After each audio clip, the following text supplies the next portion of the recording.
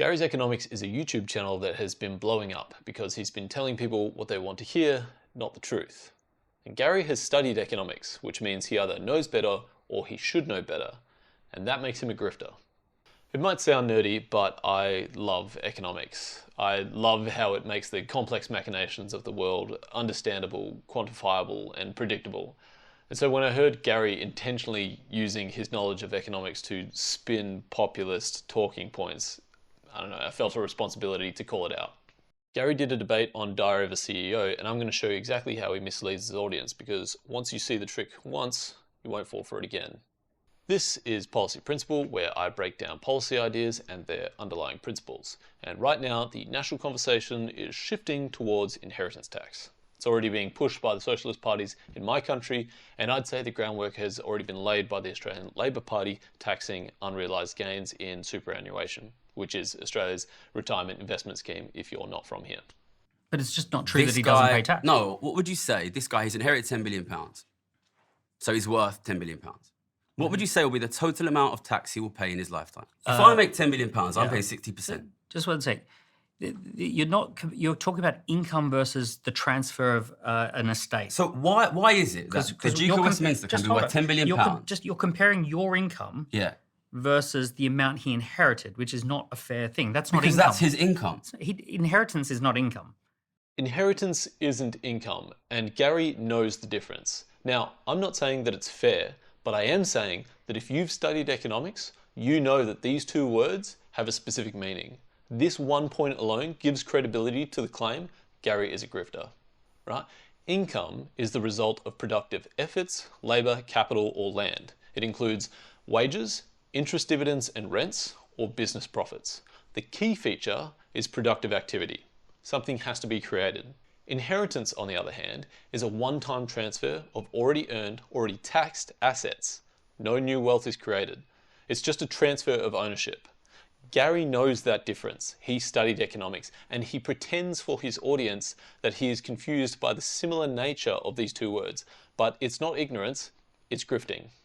On 20, 30, 40, 100, 200, 500 million pounds of assets that they're going to give to their kids and they're going to use to dominate society and squeeze out the middle class. Throughout the debate, Gary drives the conversation towards inheritance taxes. I don't think my kids should benefit from my wealth. And maybe this is a controversial opinion, but I actually don't. I don't think I should be able to pass down my assets to my children. You can't. It's 40% tax. I think it should be more. It's 40, yeah. Let's not pretend rich people don't successfully pass their assets to their children. I'm just telling you now, if my child gets tens of millions, let's say even, when I die, I don't think that should happen. But I agree. People say, when I talk about my sister, people are like, why don't you just give your sister a load of money? Okay, leaving aside the fact that if this guy wants his life savings taxed at 90% when he dies so that his kids don't get anything, he could just write the government into his will. Whatever savings you have left when you die, it's your property. It's your time. It's all the IOUs you didn't cash in on in your lifetime. And how do people like you and I accumulate savings? Well, wealth doesn't just fall from the sky, it's created. And whenever you create that thing that you're good at making, with your job, you exchange it for IOUs. Not because they're inherently valuable, you can't eat them or make a house out of them, but you can trade them for food and housing. And so when I've created more wealth than I've consumed, I've got IOUs left over, and I should be able to pass those on as I see fit. Now keep in mind that every single one of these dollars has already been taxed at 30 to 40%. Tax it again when I die? That's not fair, that's just grave robbing. The Duke of Westminster inherited £10 billion and paid nothing. Do you think that's fair? That's not true. But it's just not true that he doesn't pay tax. No, what would you say? This guy, he's inherited £10 billion, so he's worth £10 billion. Inheritance isn't just money. It's homes, farms, and family businesses. Gary's using a billionaire, the Duke of Westminster, as his evil poster boy. But that's a fallacy known as a hasty generalization. Specifically, a misleading vividness. It's where you use an extreme example to represent the whole. It's the same trick used in news headlines. Show one outrageous case, then sell it as typical, but it's not. The truth is, most people who get hit by inheritance tax aren't dukes. It's people like you and me. Ordinary families who built something, saved over time, and tried to pass it on. And if you let the government tax you at death, just remember, they don't accept tractors or the family house as payment.